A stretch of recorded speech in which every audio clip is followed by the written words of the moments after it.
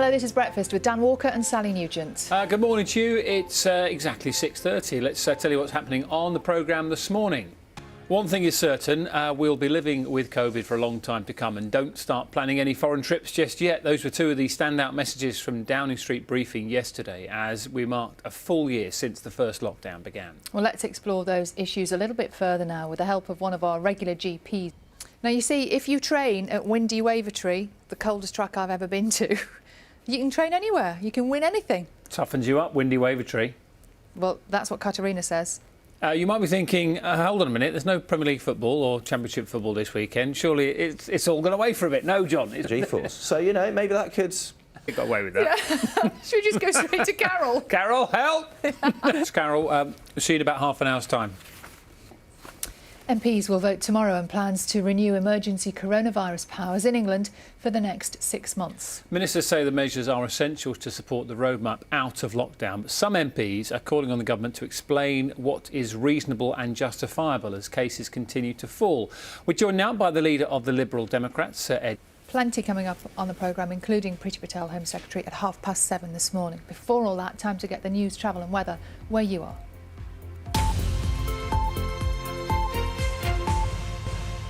Good morning, welcome to Breakfast with Dan Walker and Sally Nugent. 7 o'clock headlines for you on this Wednesday morning. Good morning, it's Wednesday the 24th of March. 14 people have been arrested following a second night of protests in Bristol. The crowds had gathered to demonstrate against the government's new policing bill. Andrew Plant has more. The third wave of coronavirus sweeping across Europe means it's still too early to be planning holidays abroad, the Prime Minister has warned. Boris Johnson. Later today, we will hear whether the EU will impose tougher restrictions on vaccine exports from Europe to the UK. It's part of an ongoing row with the British manufacturer AstraZeneca. Let's speak now to our correspondent. The Home Secretary has announced changes to the immigration system, describing them as firm but fair. Now, the new plans mean it will be harder for anyone arriving in the UK illegally to stay. Our Home Affairs correspondent June Kelly has more. Well, we will be discussing this and plenty more with the Home Secretary Priti Patel just after 7:30, about 20 minutes from now. Elsewhere this morning, a person has died in the floods that have hit eastern Australia. Prince Harry has begun a new job at a professional coaching firm in California. Not driving coaches. Should we explain that? Yes. As a coach. Yes. That would be a job, He has wouldn't it? become Chief Impact Officer at Better Up, where he says he'll be fostering honest and vulnerable conversations about mental health. Mark Lobel has this report.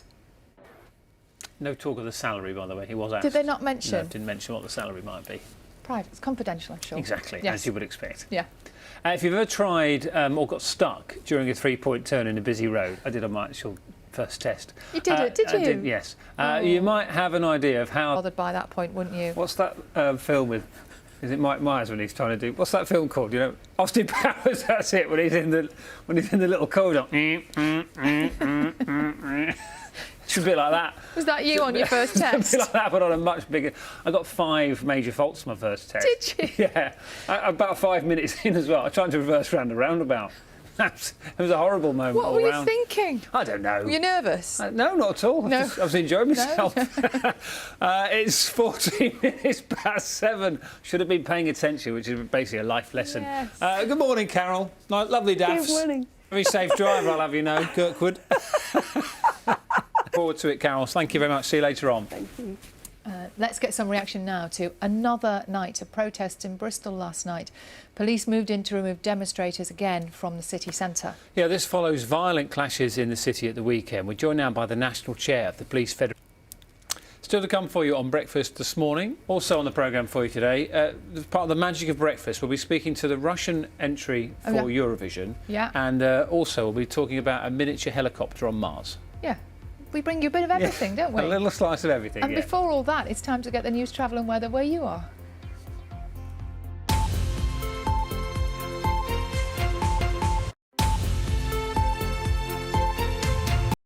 It's fast approaching 7:45. Loads more to pack into the programme between now and 9:15. And John is here this morning. Stepped in at the weekend. I thought So you'd had a little trim. Unacceptable to continue on. I think she's done a great job. She had to revisit it. Done Mrs Walker, you've done a fabulous job. One side Did she get to slightly longer Celtic than the Manor? other. perhaps, if she could get down to Kelton. Time now for our weather with Carol, who is looking as gloriously, gorgeously groomed as ever.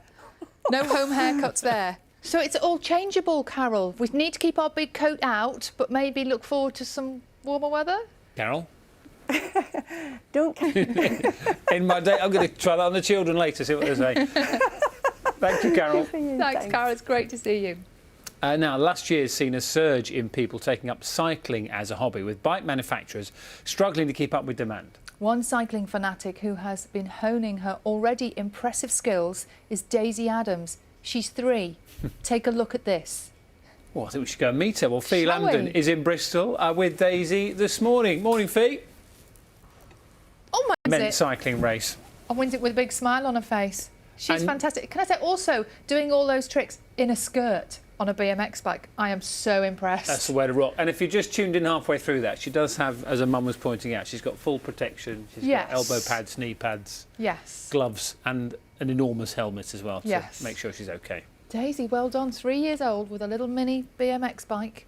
By the way, Nina here was here earlier talking about some of the scams that people are running during the last 12 months, and we've had so many people get in contact, so we're going to run through some of those a little bit later on, and people being really honest as well, and I think that's important, isn't it, to say, I can't believe I did it, I can't believe I fell for it. A text message or an Yeah. email that looks real. Exactly, but as Nina was saying, they seem, even more so than normal. They're coming Yeah. from sources which you would think that seems legitimate, and that is part of why so many people are falling into those traps. It's happening a lot. We've Yeah. both received dodgy emails or texts Just in the last few yesterday, days. Yeah, so it's happening a lot. So do keep those stories coming into us. It's just coming up to 8 o'clock. Headlines are coming right up.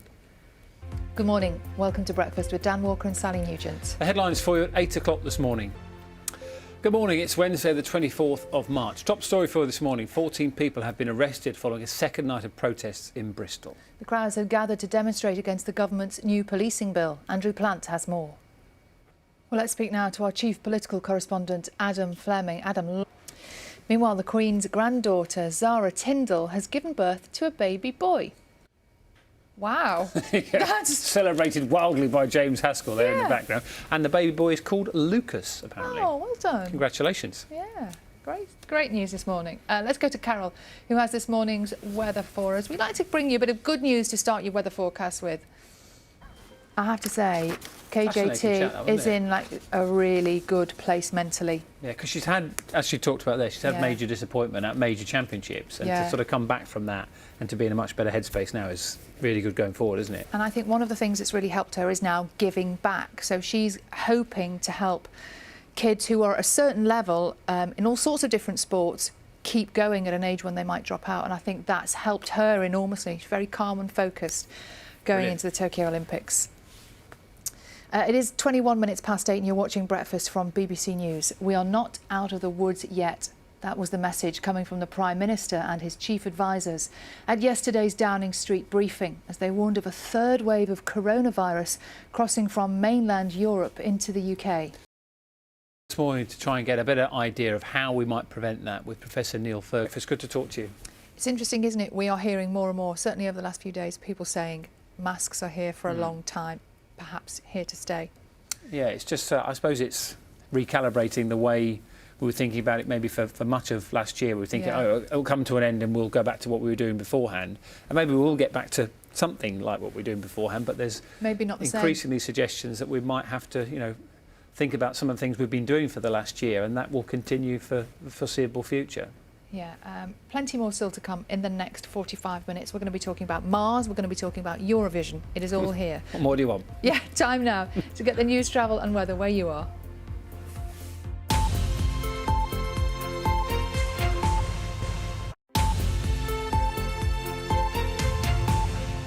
Hello, this is Breakfast with Dan Walker and Sally Nugent. We're here until 9:15 this morning, and following us, as ever, we have Morning Live, and Gethin is working his way. Dan. Come on, Sal. Just got a bit of a back shot. You do, no one wants to We'll see see. Yes, We'll do it Dan. afterwards. Once See you you start, 9:15. later in my kitchen, but not on the we'll terrace. see you later. We've got a bit more detail for you on the royal baby. Go on, because, and it's Zara Phillips and Mike Tyndall interesting. have had a baby boy called Lucas. Well, Mike Tyndall has said. Anyone who's been through birth will appreciate this. Mike Tyndall said his son was born on the bathroom floor after the couple were unable to make it to hospital. The quote is, he arrived very quickly, didn't make it to hospital, we did it on the bathroom floor. Tyndall described how he rushed in to get a mat for his wife. So yeah, he says, I was running to the gym, got a mat, get to the bathroom, get the mat on the floor, towels down, brace, brace, brace, he says. And that was just Mike. I wonder how Zara felt at that point. Wow. So the baby was born at 6 o'clock on Sunday. So congratulations to them both. Born at home, in the bathroom. So, that's incredible detail, isn't it? It's a lot of well detail. done. Well done, everybody. I'm sure there's many other sort of incredible birth stories out there, but that's one to add. It's a good one, yeah. Now, if you've had a suspicious text or phone call recently asking for money, you are not alone. Yeah, millions of pounds has been stolen through scams over the course of this last year, and this is something which Nina's been looking at. And Nina, And it's just to be aware, isn't Yeah, it? be If really- it's problems with your broadband at home. Can you give us your account details? And, Wow. And I said, will you tell? I did exactly thankfully what the guy said. I said, you tell me your name and your email, and I'll hang the phone up and I'll ring the company that you're saying you're from, and I'll find out whether I can find you as an So employee. you did the right thing. And the phone went straight down. But you know, it's just totally unscrupulous, isn't it? And you can see why people would be sucked in by it, and that's and exactly it's like what's happening. tricks. Millions of pupils may have returned to the classroom this month, but a school in Lancashire has decided to put the COVID catch-up lessons on hold in favour of some alternative outdoor education. This is such a brilliant idea, isn't it? Teachers have called it the Wellbeing Welly Week, and it involves kids getting back to nature, taking part in activities like gardening and building campfires. Our reporter Mairead Smith is there for us this morning, and actually I'm just hearing she's not quite ready. They're too busy building a campfire maybe. I don't think she can hear us. She can't quite hear us. I can see out of the corner of my eye they're having quite a lot of fun.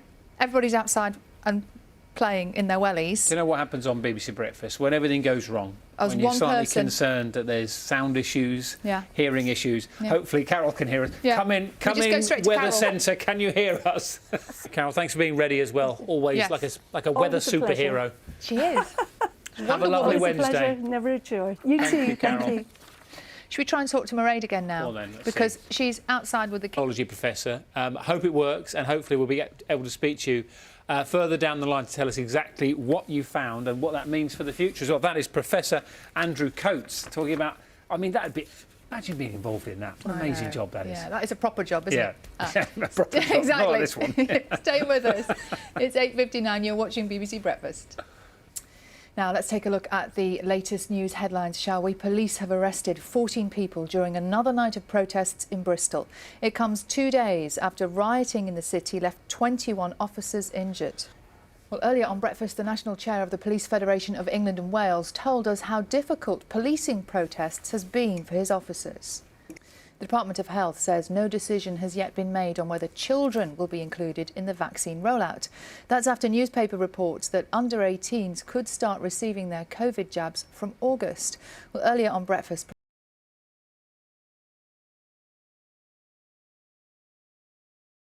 is waiting for more data. Well, I mentioned it, but lots of people have been talking about it as well because it's got you know, him in the corridor. Go on. Have a look. Go and have a look. I'm now having an argument with our director Gareth, who's saying many people. It's just you. There's lots of. Listen out. I know for a fact there's lots of people saying that reminds them of Mike Myers in Austin Powers. Anyway, I'm going to start having a conversation scale. with our director. There you Yes, go. Right. Exactly. Royal news to bring you. The Queen's granddaughter, Zara Tyndall, has given birth to a baby boy named Lucas. And a bit more information. There is a bit more information. I Yeah. don't know why everyone was so shocked, because the baby was due, I think, around now. So is it that wasn't male the biggest reaction? surprise. The baby was actually born on the bathroom floor, would you Yeah. believe? So they didn't make it to hospital. Mike said he sort of had to run to get a mat and towels, and then I think the quote was brace, brace, brace. But Yeah. thankfully everything was fine. I made the point that that was just Mike, never mind Zara. Wonder how she was feeling at that point. Yes. Congratulations to them all. Well done, yeah. It's fast approaching 5 minutes past 9 this morning. We'll be talking about Eurovision in a moment, and we'll be hearing from the Russian entrant. I mean, I think Steve Rosenberg, our correspondent, is actually doing a duet with the Russian entrant for Eurovision this year. It's going to be worth your time. But before that, a last brief look at the headlines this morning.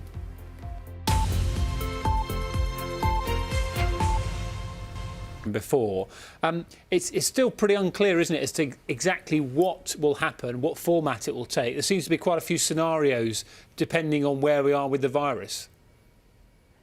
Yeah, Okay. still unsure as to exactly what format it will take. But it will happen one way or another. It will happen. It might be entirely virtual with everybody performing on their own somewhere. And but Eurovision fans, if you're planning a party, you might be able to have one virtually with your mates somewhere. Yeah, on your own in your house or Yeah. in your garden with 6 people. Who knows? Who knows? That is it from us on Breakfast today. We'll be back tomorrow from 6. Yeah, right now, though, it's time for Morning Live, as promised. Jeanette and Gethin are there today, and we are off for a massive shimmy. See you later.